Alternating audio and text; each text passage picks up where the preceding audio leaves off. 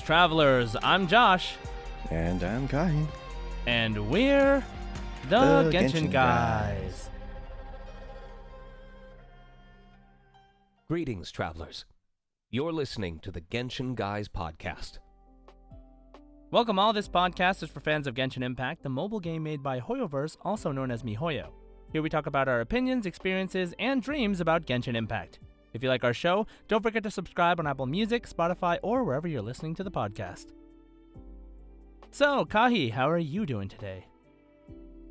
Doing good. Enjoying my day off. Yeah, any day off I can get in the middle of holiday season is going to be great. Just a lot of things I have to do, a lot of things I have to get situated. I think I'm almost done with everything I need, all my chores, all my holiday chores.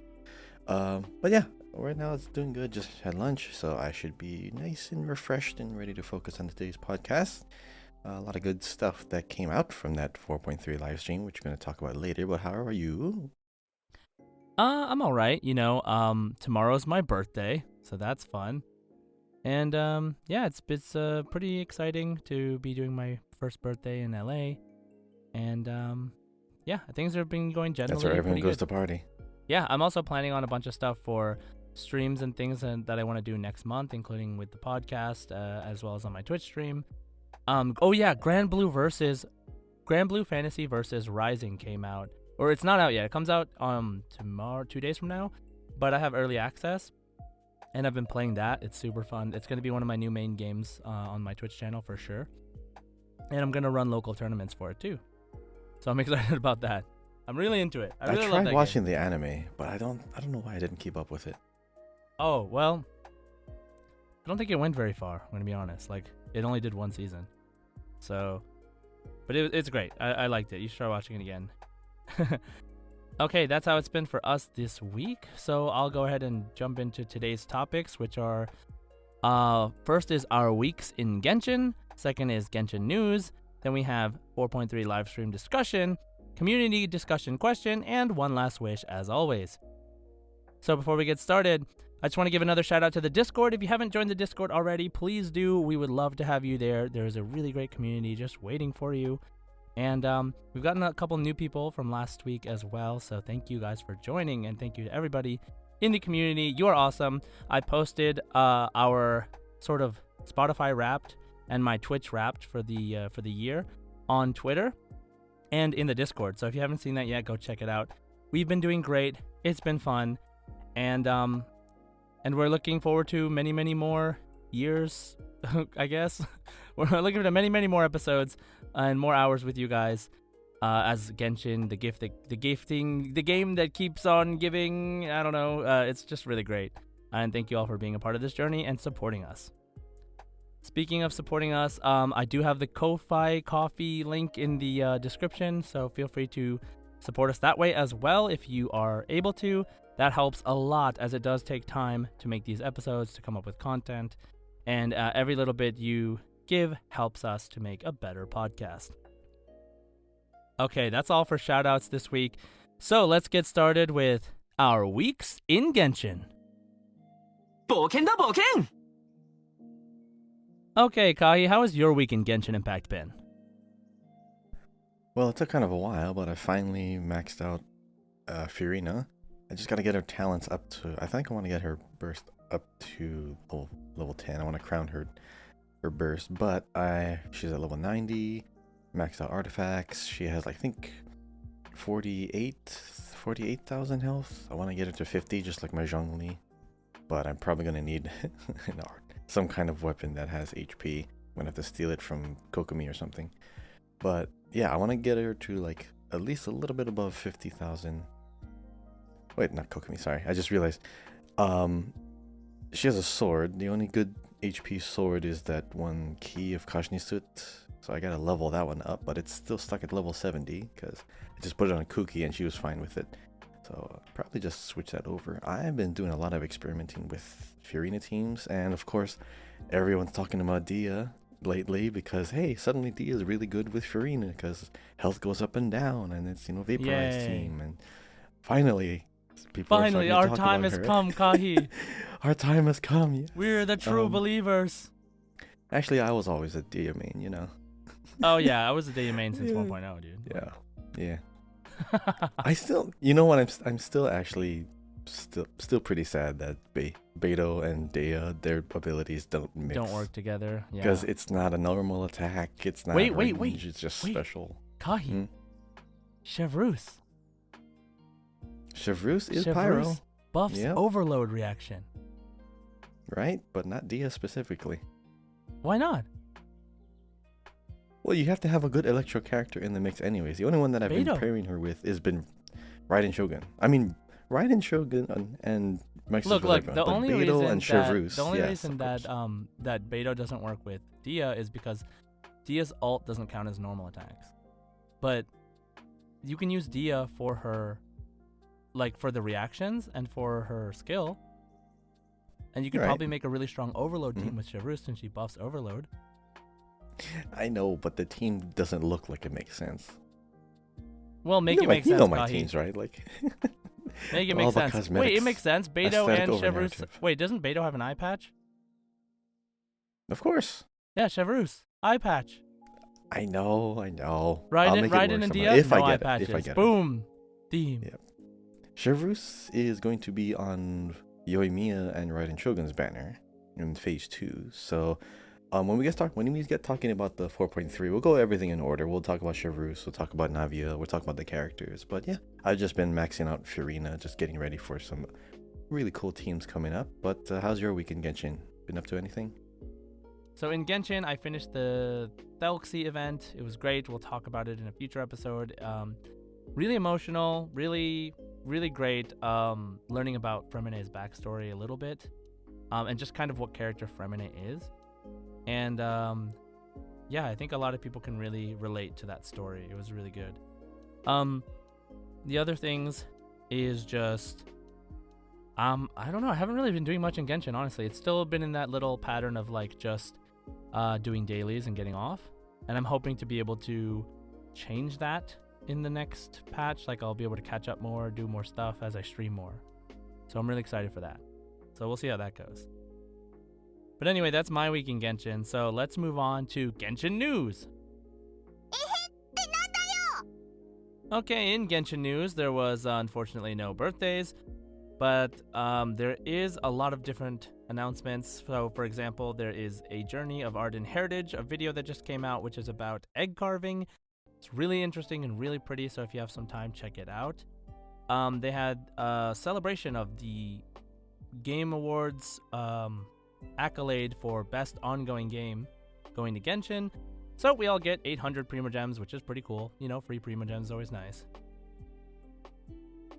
And then we got the Genshin Concert 2023 program trailer, like a teaser trailer. And so you're going to be able to watch the Genshin concert online from December 22nd. So be excited. It was really great. I think it's going to be a really great production online to watch. So definitely check it out.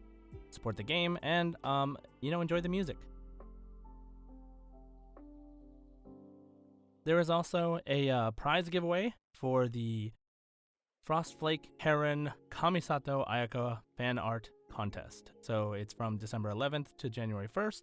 If you are an artist or if you've already made like a fan art, I don't know how it works, but definitely go ahead and submit it because why not? And you can get some free stuff. And the last thing is the double leyline rewards until the 18th, so don't forget to do that if you are farming for some characters or you want to just save up some resources, stockpile them. Might as well get more bang for your buck, and don't forget those double leylines. Now let's get into the bulk of our discussion today, which is the 4.3 livestream discussion. Alright, so first things first, Kahi, tell me about that story trailer. Oh, poor Yoimiya. Every time. Oh, just poor Yoimiya all the time. She comes back. Somehow she gets the short end of the stick, and this time she got the short end of a barrel. Wow. I can't believe they actually put that in the trailer. And Chevreuse sounds pretty serious too, unless she's just really good at acting. I mean, the whole thing is most likely shooting a movie for sure. Yeah, it's most likely just a movie, but she probably puts too much emphasis, realism in it, because she is an actual guard. I don't know. You think she is like an underling to? Well, she's not technically underling of Clarande because they're technically separate departments. Because Clarande is like champion duelist, and then Chevreuse is like part of security. So I don't know if they're like senpai kohai relationship or whatever. I mean, they might still have one like that anyway. Could be. Yeah, but that's the one part that I remember. Yeah, I any think part that I story have a trailer feeling. stuck out? Well, I mean, I just for that specifically, I feel like, this is one of those situations where like Farina casts Chevreuse as her role because that's how she is in real life. So her acting is just how serious she is normally because that's what the kind of character that Farina wanted. That's my prediction, right? Yeah, why Yoimiya gets shot, I don't know. Which makes total sense too. So everybody like that listens to this cast. podcast regularly knows that I love Yoimiya, so it's very, I know, very disheartening How you holding to up? see my girl dislike this all the time.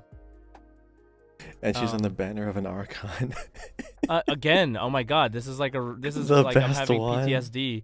The Where like best Yoimiya Archon. came out before Raiden's first banner ever, so she was very, very skipped over by a lot of people. And then people started realizing how cool and how good she is, and they were like, "Where's the Yoimiya rerun?" And then every time she comes back, she's with an Archon. Every single time, you can go look it up. Every single time she comes back with an Archon. I don't know if that's supposed to mean something or what, but anyway, It's gotta that's be the intentional reality. at this point. I mean, why though, right? So, yeah. So story for me, I mean, just the whole Ayaka and Ayato thing, right? Like them being in the story, them acting, I guess. They didn't show it in the thing, but like in the picture of this 4.3 patch, like the little preview picture, it's like Ayako with a gun. Like with a little flint. Oh, the little pistol, Looks right? so cool, yeah. So I'm shocked that they aren't brave enough to actually add more weapon types into the game. Like, I can probably understand on the technical level why, but I mean, Fontaine would have been the place to do it. Like with all the machinery and mechanics and stuff like that. I doubt Natland is going to introduce that. I mean, you never know, right? They're not going to introduce guns, that's for sure, but Yeah, I don't know. We'll see. Not. I mean, they'll probably just do. I mean, in Honkai Impact 3rd, they added weapons later, but a lot of the times, Honkai Impact 3rd weapons don't even matter. You just have the weapon, and then they do other stuff, kind of like It's just basic attacks. You don't even see the weapon sometimes. Exactly, like with like Risley, for example. Most catalysts. I mean, as far as like other parts of the story trailer, Chiori, that was an interesting surprise. Chiori, yeah, oh my Playable God, character, she hopefully looks soon. like 100% playable character, yeah. Well, she has to be. Like, the characters with that kind of aesthetic, they're guaranteed. I mean, even Baiju, even though he was like in the game for like 2 years, eventually was playable. But like they don't put that much effort into a character design unless they're going to use the character. Yeah, we know. We can tell by this point. And then so we have that going on. I'm so curious about like how that's actually going to end up being. And then we have is there anything else you wanted to like mention from that? Well, can we just appreciate that they called it roses and muskets instead of guns and roses? Yeah, exactly. What a callback. What a reference. I love it. Roses and muskets. Oh man. Oh, if they had just straight up called it Guns and Roses, that would have been hilarious though. They could have, but I think maybe legally they can't for whatever reason, but I don't know. They could have called it Muskets and Roses. We know the reference. And we have new characters. So we have Navia, finally, after like literally knowing everything about her. I'm surprised there's more we can learn about her because geez. But I'm looking forward to her so much. And then there's Chevreuse. So are you gonna be trying to go for any of these two characters, Kahi? I gotta be honest. I mean, I do like Navia as a character, but not that much. I mean, Geo, damage dealer, and her basic attacks end fairly quickly. They're flashy. They're fun. Don't get me wrong. It's just, it's not enough. I do like her design in all angles, all aspects, but I gotta save up, dude. I have like 60 wishes. I need to save up for a good character. Natlan, of course, has like all the dragons that I want. Geo. I still have to see Clarande's kit. Oh, true. If they ever release it pretty soon. Oh, and Sigwin. Sigvene or whatever her name is. Right? Sijuin? Sijuin, a Sijuin, healer? yeah. I mean, a healer would be nice, but it's a hydro healer. I already have Kokomi. Unless this healer does like aim healing, because she has a gun. Remember, Sijuin has a gun as well. Yeah. It's hilarious. Everybody has a gun. Neuvillette has like an actual just cannon, like hydro cannon power. Hydro blast. Could be a bubble So, gun. who knows? Yeah, for me, I'm definitely going for. I mean, I'm always trying to get all the characters, but I'm not going for them on my NA account. But I will definitely go. I will definitely do what I can to get Navia.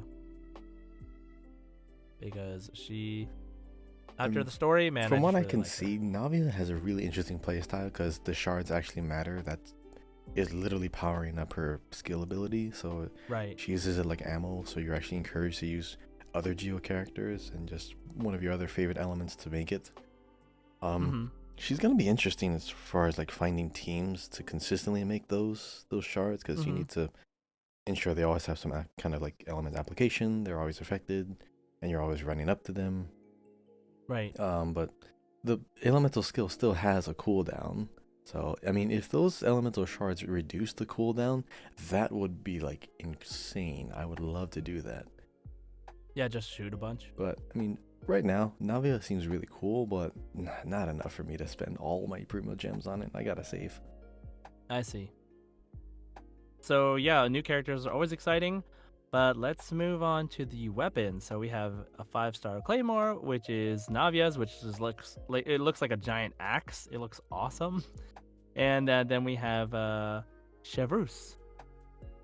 And then we have a 4-star Claymore, which I'm not sure if it's like from an event or if it's part of the gacha, but it looks cool. It looks pretty cool too. So that's that. We also, yeah, usually they do. So it looks like it might be that, and it's like Navia's coming out. So if you need a good Claymore, here you go. There's also new artifact sets coming out. I actually didn't look these up. Kahi, do you have the information for these?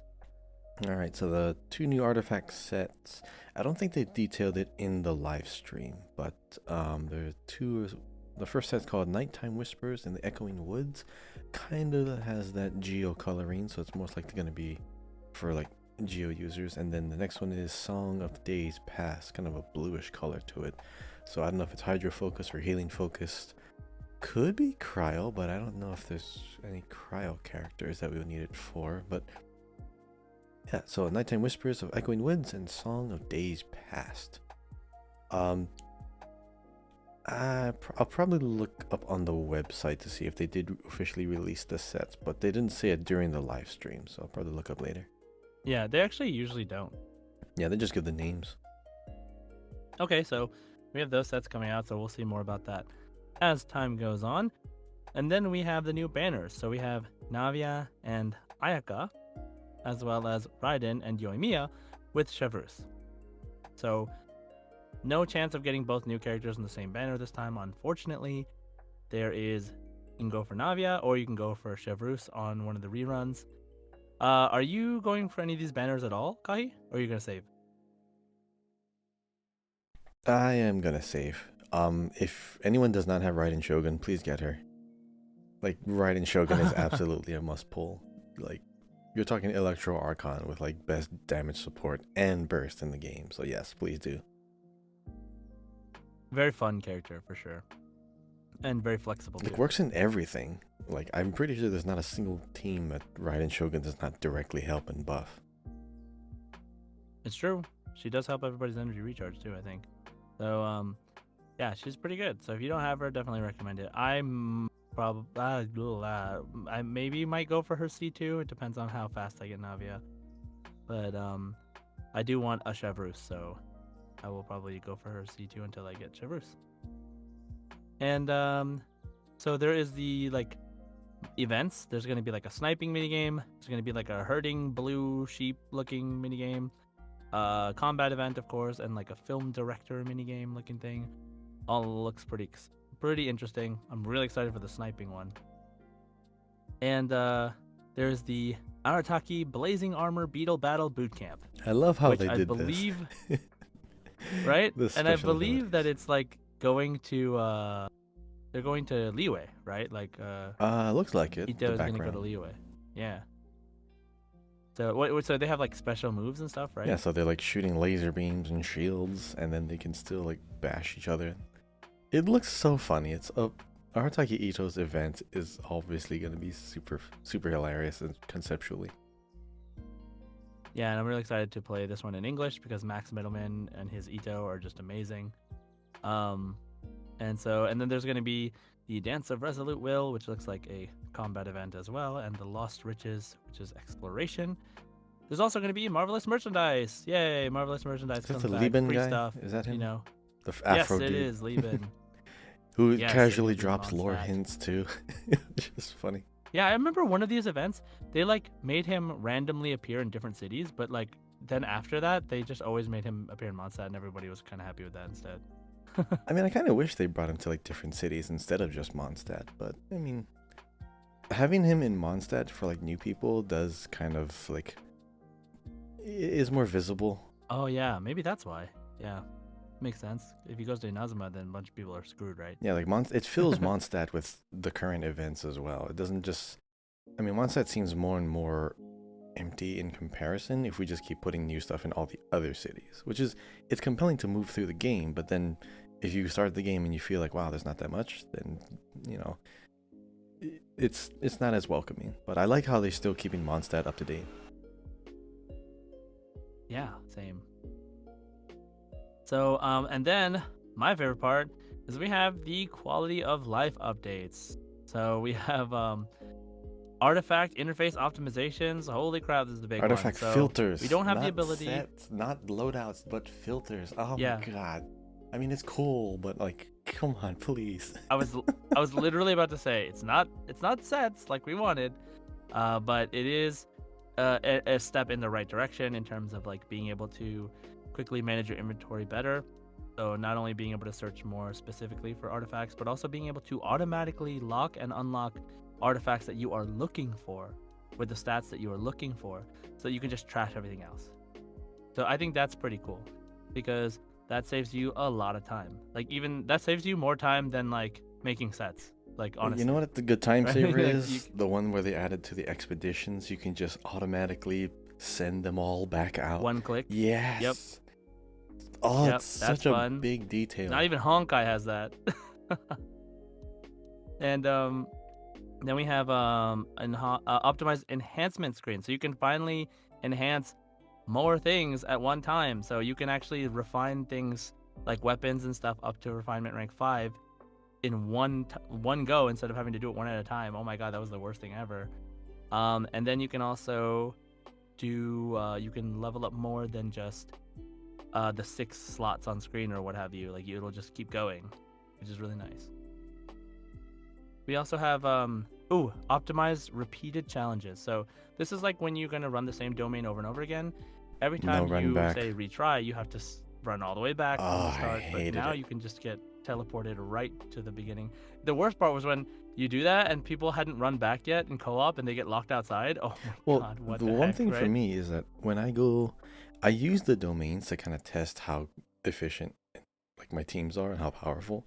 But like the run Mhm. back is included in the time it takes to complete the domain. So even though I Mhm. clearly beat like everyone in like less than like 30 seconds, just because of the run time, it thought it was like a minute. So okay, I just like knowing that it's more accurate because right when I start, the timer starts, and now I can decide, okay, was that 10 seconds faster? Was that 20? Because sometimes if I'm just on the run screen for so long, I'm not even counting that time anyways. I mean, for that one, like the time for domain completed should just be when you start Yes. the challenge and then when it ends. But you know, it is what it is. So there's all those quality of life things. There's also optimized quest flow. They're like forever working on this. The whole like when one NPC is being like caught up in the middle of a quest and you need to do that quest first and stuff. They are trying to fix that, but they also changed a major thing. They also made it so that you do not have to clear the chasm quests to progress the main Skipped it. story, which is Oh my god, I literally just did that. When I was watching the thing, I literally just did that on my NA account because I needed to do it to progress. And oh, it's like I wish this update came like a month sooner. But anyway, I did it, which is fine. I guess it's more, more stuff in the end. Well, you know what I But like about that though? It's indicative that they are looking back and finding where they can speed up the process instead of making people just yeah, skip all the way past full continents and story. yeah. Well, they're trying to, like it says, optimize quest flow. They're trying to optimize Hmm. how long it takes for a new player to get caught up with the other players. And of Hmm. course, the content will always be there, but you gotta streamline it Yeah, a and little they have better to so start that now, people don't have right? to complete Because everything. after Yeah, exactly. Natlan is what? Shneznaya. That's like kind of Yeah, that's near like absolute end. That's like when the culmination of everything kind of happens. Because after that is just one. Okay, it's Natlan, Shneznaya, and Kyanria. So like, I mean, right. it's good that they're starting now because it's gonna get way, way more optimized and efficient later on down the road. They're gonna. It's always good to start off with a nice framework, good infrastructure, and then build off of that. But they're starting now, so I like that mindset, the philosophy behind it. Right. So, I mean, look, I'm all for new player experience becoming better and better. Like, that is always a great thing because I love getting people into this game. But it's very daunting to start this game now. Overwhelming And it will sometimes. continue to be.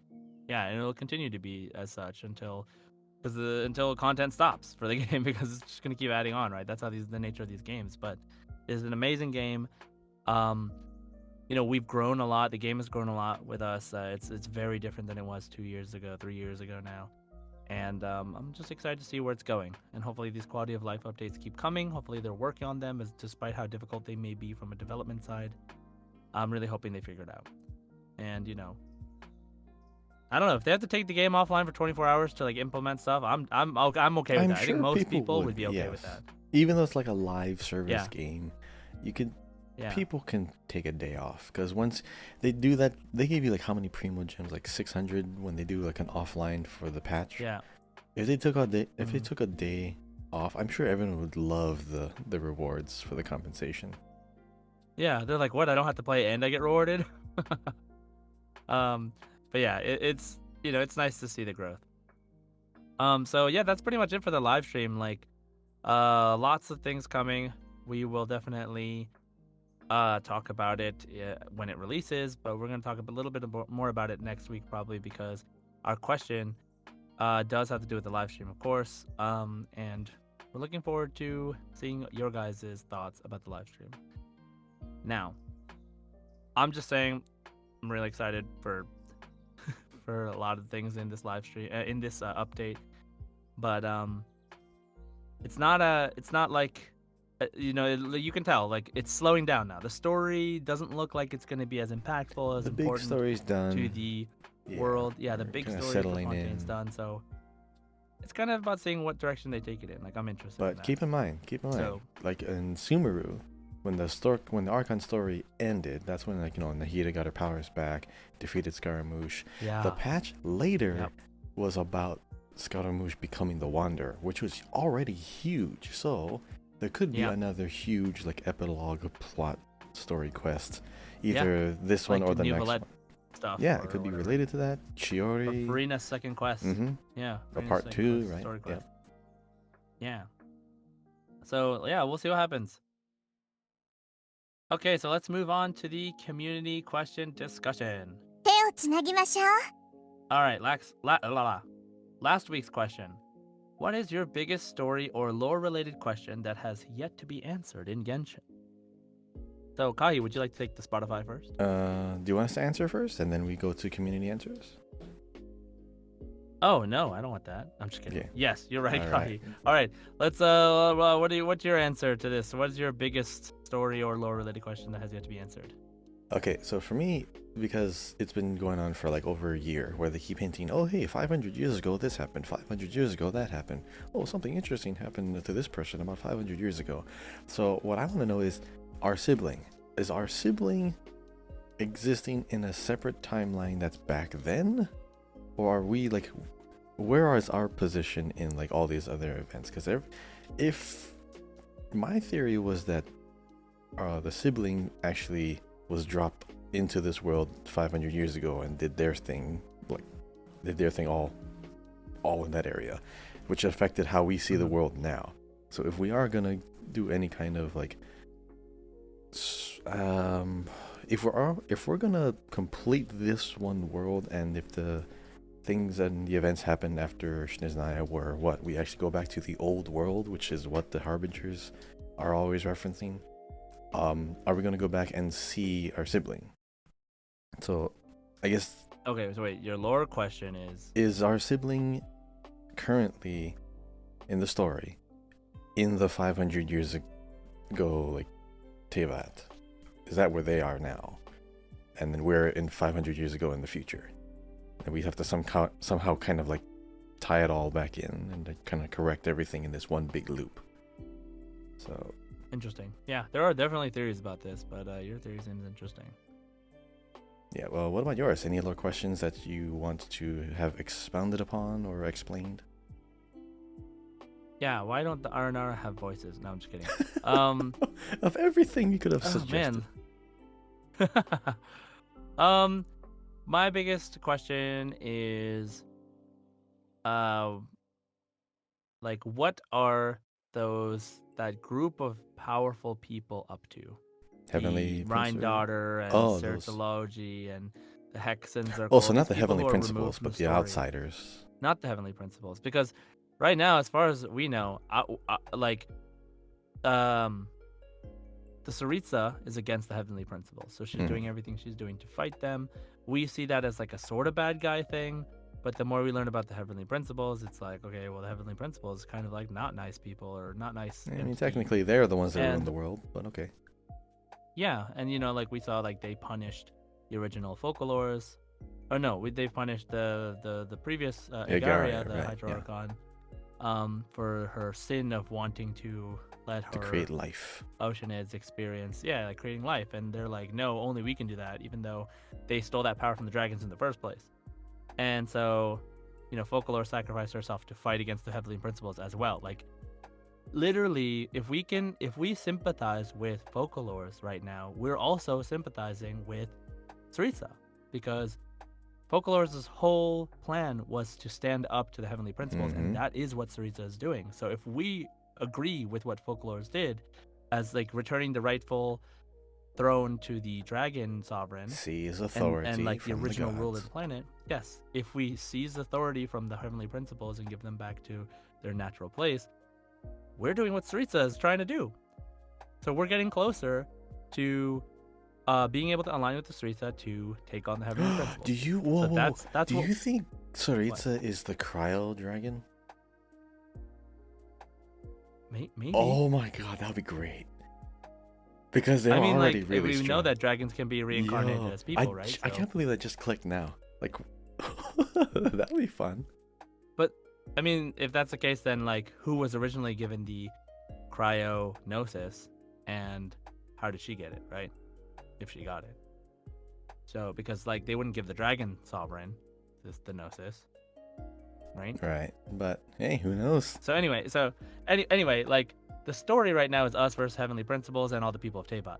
But what about all the people removed from that? The Hexen Circle, like Skirk we just met, who is like with Sertology, and like Childy was even there, and like in the Abyss, and we have Rhine Daughter and we have Alice. Like these people who are so powerful and they know more about the truth of the world, and yet they, like, how are they going to come into play in the story overall? Like, are they going to come in at the end? Are they going to like come in the middle of some? Is there going to be some drastic change and we need them to help us? Like, what are they doing right now, and how is that going to matter in the future? That's my. You remember? Like, who the hell are you remember Star Trek?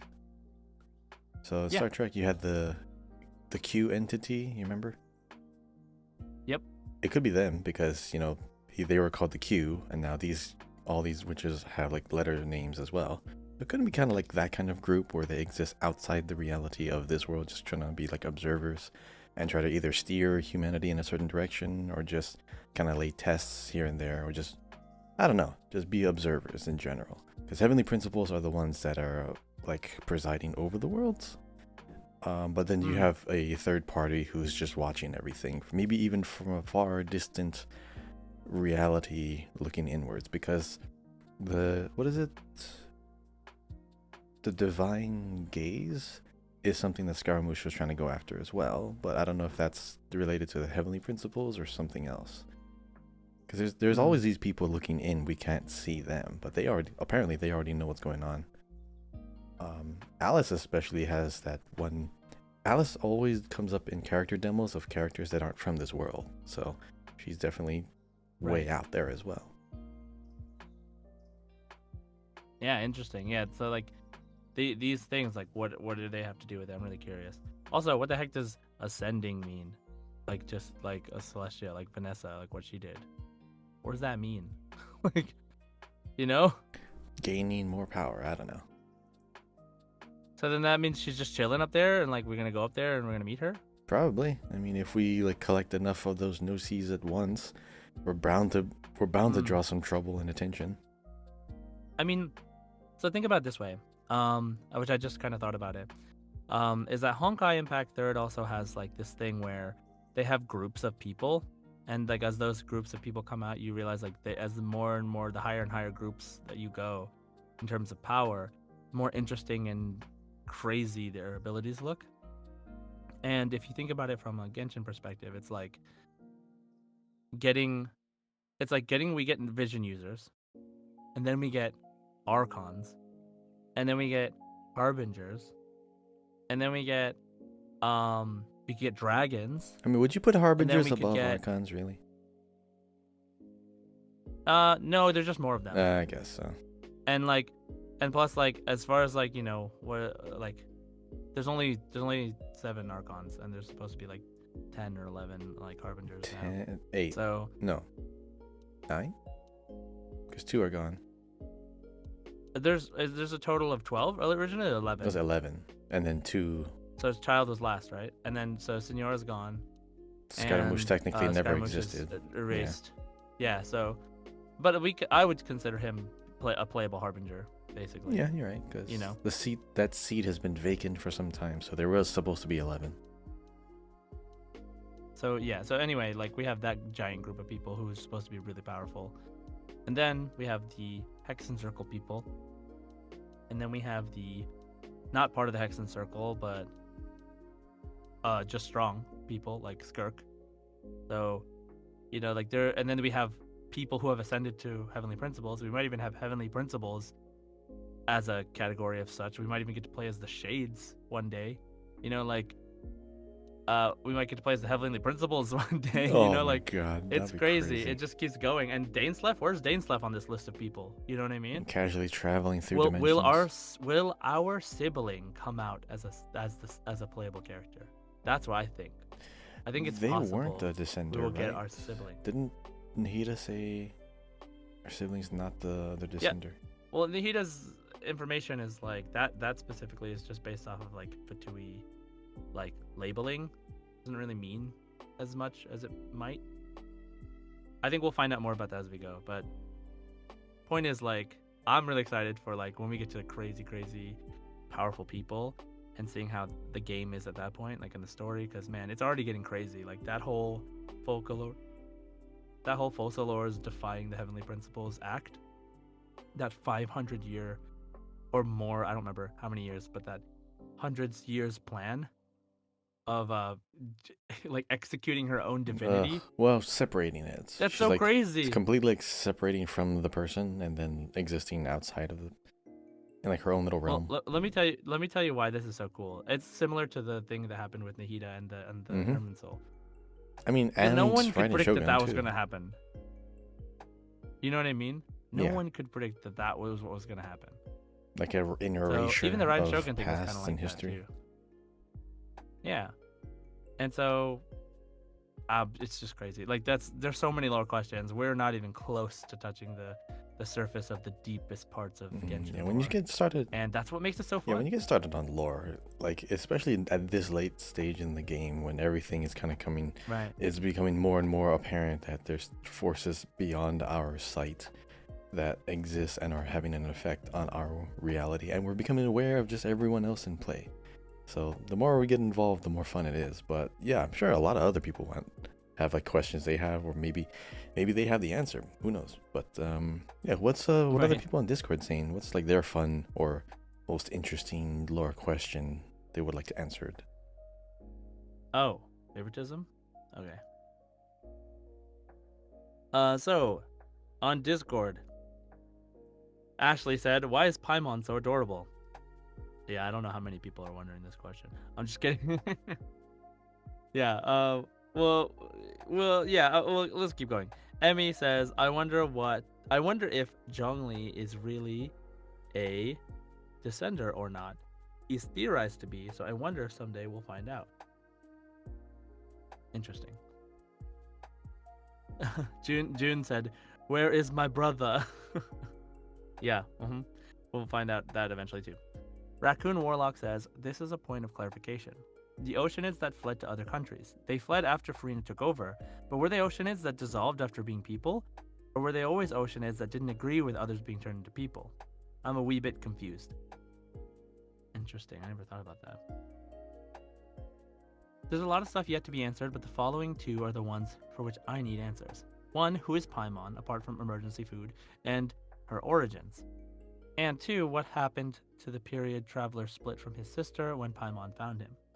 Yes, these are definitely moments theorized that do not have, like, people theorize what happened during them that don't have any details. We don't have any details for. Some people think the Traveler's hiding the details on purpose. Some people think there's just no reason to explain it. It's probably really important, which is why we don't know. Paimon. Oh, Salido says, "Paimon, who is she? What is she? Is she celestial? Is she powerful? Is she on our side? Is she adorable?" Yeah, yeah, oh, sure. Oh yeah, I just sorry, I skipped over. Dementor Nerd said the last comment before that about the two questions. And then we have Fox with Wings. This is way more than one question. So, not the prompt, Fox, but okay, I'll read them all. Who was the third descender? What's the real goal of the Fatui, and why do they need the Gnosis? What happened to Care Bear? What has been rewritten in Irminsul so far, and what do fairy tale books have on real life events? Who's your sibling, and why is he on Irminsul and you're not? Who's up there on Celestia, and what do they gain in this status quo? How is Teyvat related to Hoyoverse? Where is Fobedo? Oh yeah, the fake Albedo. And where did he come from?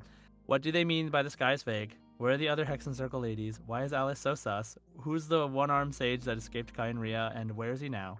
Why is Dainslev really helping you out? And why did he have a falling out with your sibling? And finally, why did Varka take the horses but left the captain of the cavalry behind? Didn't Caribbear... Because, Wasn't Caribbear like the son of that one Kainrian survivor? Yeah. Didn't he die? No, they took off his mask and then we don't know. Huh. Why did I think that he was like dead or something? Yeah. Actually, those are all really good questions. First of all, those are actually really good. But yeah, why is Kaya left behind when Varka took all the horses? That's the biggest question. Captain of Cavalry Kaya with no cavalry to attend to. Not a single horse in sight. I wonder why. Dang it, Fox. Okay. All right. Sarah Q. No, that's it. That's not it. Hold on. Sarah Q says, "Why is Mihoyo trying to make Fatui look good, but Celestia bad?" Yep, we were just talking about that. Cloudy says, "I have two. First is, who is Skirk? We know she's Child's master, but she definitely isn't human and could possibly be a descender. Second is Venti's connection to Isaroth. Like, it's been hinted at for a really long time now, and we still haven't gotten an answer. Please, Mihoyo, give our drunk bard a second story quest." Yeah, we talked about that last month, right? Or last week, right? Like, he doesn't have a second story quest. Green Creeper. Who is Paimon? Like, where does this strange emergency food come from? What was she doing in Cider Lake? And why does her design have so many resemblances with the primordial one in Celestia? Yeah, it's so weird that no one even questions that, honestly. Well, Gilak says, no one in the game, but everyone outside the game is like, who are you? Right, well, I mean, no one in the game. They're just like, hey, you're a fairy, right? Gilak55 says, who gives out visions and where is Celestia? Shao says, I don't know how true this is, but the heavenly principles do not give out the visions. Oh, he's answering the question. Okay, then I'll just skip that one, then forget it. Okay, that's it for Discord. What about Spotify, Kahi? There's only a few, but some that are definitely questions that have been on our minds for a very long time. But first of all, we have from Sophie Shear, where is Sinolore? We don't even know where the Temple of Silence is, or why Hermanubis is inhabiting Sino's body. And of course, it's a big question. Oh my god, so Yes, true! he's a 5-star. But I mean, he's not the major character in the lore. He was very helpful in the Sumeru story. But yes, he should definitely have an event or some kind of story around him. Because, I mean, that could probably go deeper into, like, the mysterious organizations in the world. That could definitely be it. Because he's the same kind of, like, Electro Fox spirit, kind of like Razor. Maybe they are related in some way. Huh.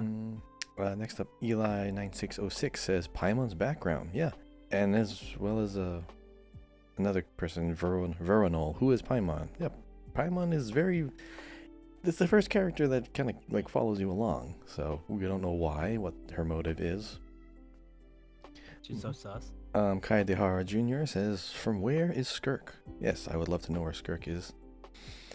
And lastly, the Quiet Gem says Fontaine has no deity. Is it endangered like Kyanria was? Ooh, wait a second. Fontaine has no deity. Just meaning that like they destroyed the throne. The shrines? Right. Wait, are you talking about the shrines of seven? No. Fontaine, right? Focalors destroyed her divinity. Mm-hmm. There's no more Archon there. Right, but the power of that and authority went back to the dragon. So technically, they have something better than an Archon now. So they're fine. Yeah, that's what I think too. Yeah, so that's what I'm pretty sure it's that. Like it doesn't have to be in Archon specifically because they got their powers from somewhere else. So now, I mean, Nouvelette's still there. He has ties to Fontaine, and he's pretty cool. And Fiorina's still there.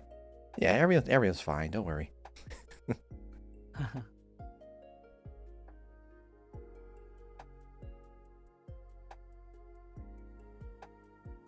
Oh, is that it? On Spotify, yeah, seems that's all the responses from Spotify. So for next week's question, like we kind of hinted earlier, because this episode was focused around 4.3 Livestream details. We're curious, what kind of features or story bits are you looking forward to in 4.3? Leave us a comment, leave us a review if you'd like. Join the Discord, drop your responses there. But yeah, let's see what we can look forward to into the next chapter, next epilogue chapter of Fontaine. I'm really looking forward to like all the next 5 patches, because there's got to be a lot of fun stuff coming out. Yeah, we still have Clorinde, like you said. Okay, so let's move on to our last segment. Let's move on to our last segment of the podcast, which is One Last Wish.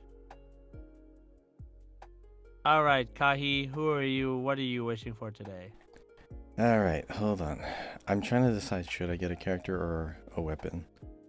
But I think I might go for a weapon. I do need equipment. So I am going to go for... Okay, you know what? I forgot. I have both of the weapons already, so I really don't need them. That's right, I forgot. Man. You were going for Ayato, right? Yeah, I'm going for Ayato. You wanted me to roll first? Would you like to roll? Yeah, go for it. One wish incoming. It is blue. Even though Ayato is blue, I wanted the blue character, not the blue summon. Alright, your turn. Okay. Checking my pity here.